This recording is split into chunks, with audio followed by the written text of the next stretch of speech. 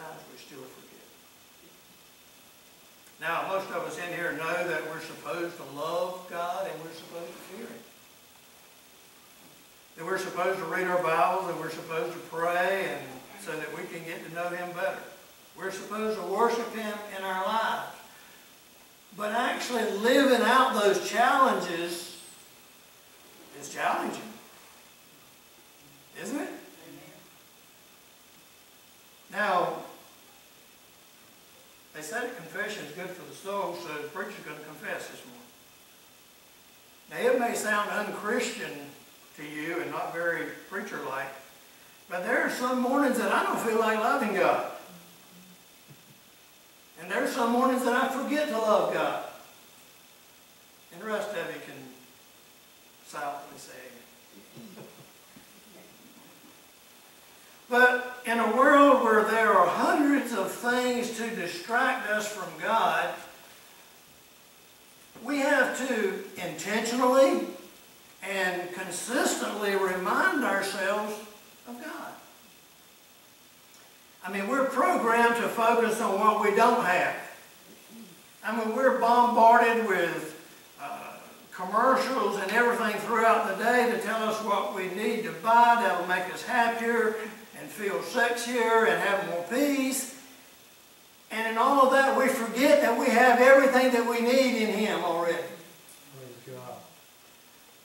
And because we don't often think about the reality of who God is, we forget that He's worthy to be worshipped and He's worthy to be praised and He's worthy to be loved.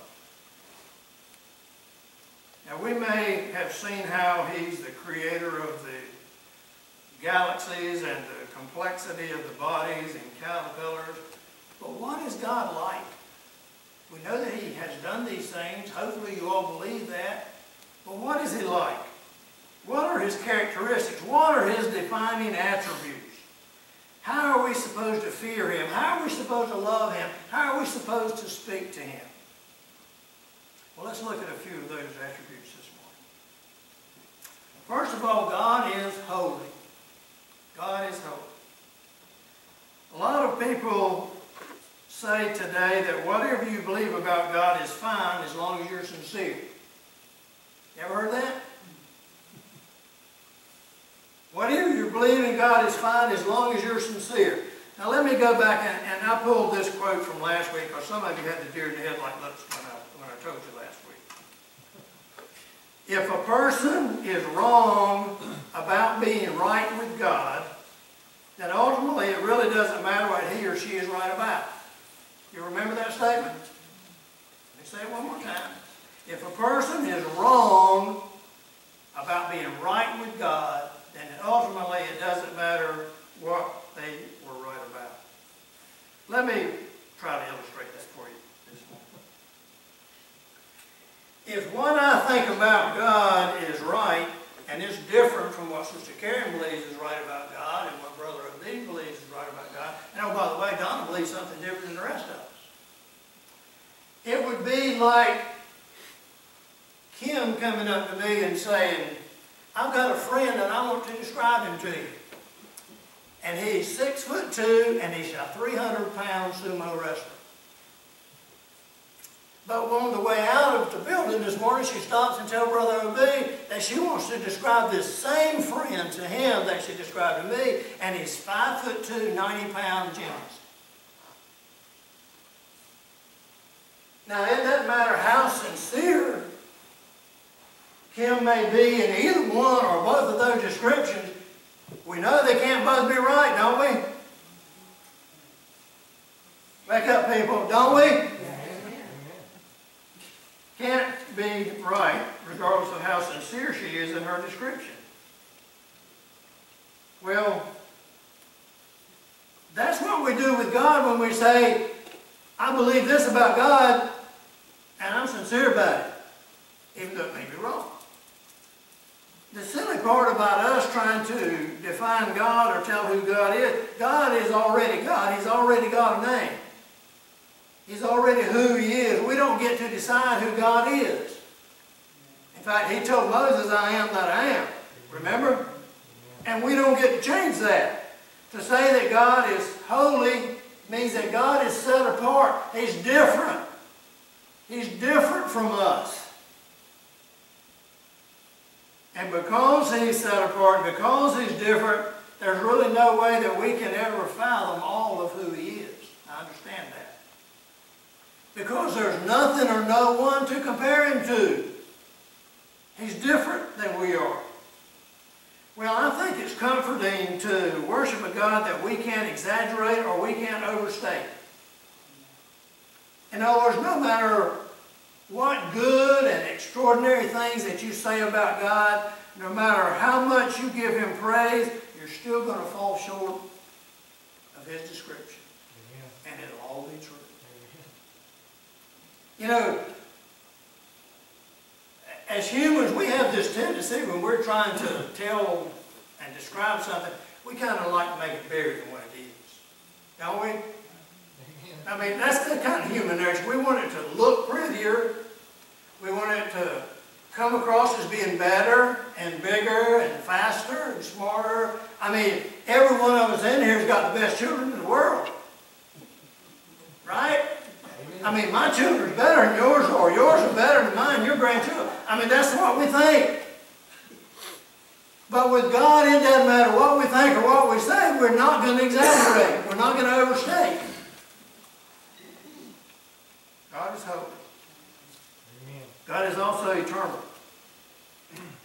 Each of us had a beginning. Everything in existence has a starting point on a particular day, a specific time. But God exists outside of time. And since we are within time, there's no way for us to grasp that concept. And not being able to fully understand who God is can be frustrating at some time.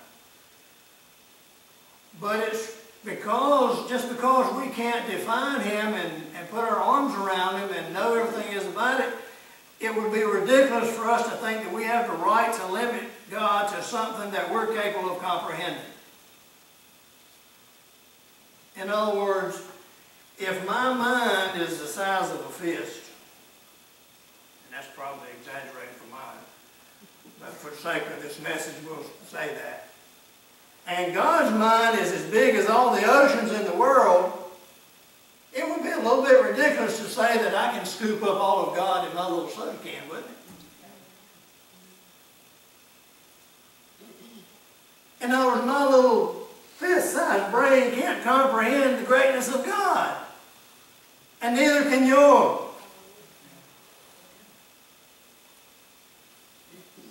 The psalmist said, "But thou, O Lord, art enthroned forever. Thy name endures to all generations. Thou art the same, and thy years have no end." God is all-knowing. Another attribute of God. We all know that old saying that goes something like this.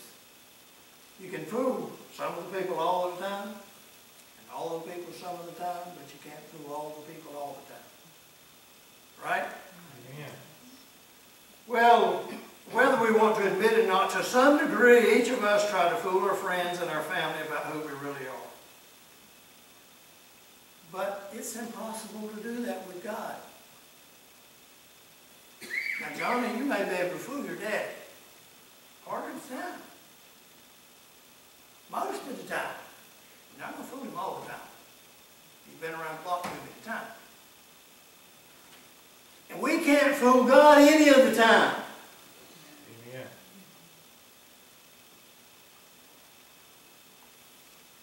He knows each of us intimately. He knows each one of us specifically. The Word says that He knows our thoughts before we even think them. He knows our actions before we ever commit them. Whether we're lying down, whether we're sitting, or whether we're walking around. He knows who we are. He knows what we are about. We can't escape Him even if we tried to. Or even if you want to. You can't escape it. When I sometimes get tired of trying to be faithful to God and I want to break from Him, He's not surprised when I think that. He already knew it. Preachers, I mean, you want to kick him out in the day. He don't want to be faithful to God sometimes. Some morning he wakes up and he don't love God. He don't like loving God. So For David, God's knowledge about him caused him to worship God more. He viewed it as something wonderful and meaningful in his life. He wrote in the 139th Psalm that even in darkness he couldn't hide from God. And that while he was in his mother's womb, God was there. The writer of Hebrews says, nothing in all creation is hidden from God's sight.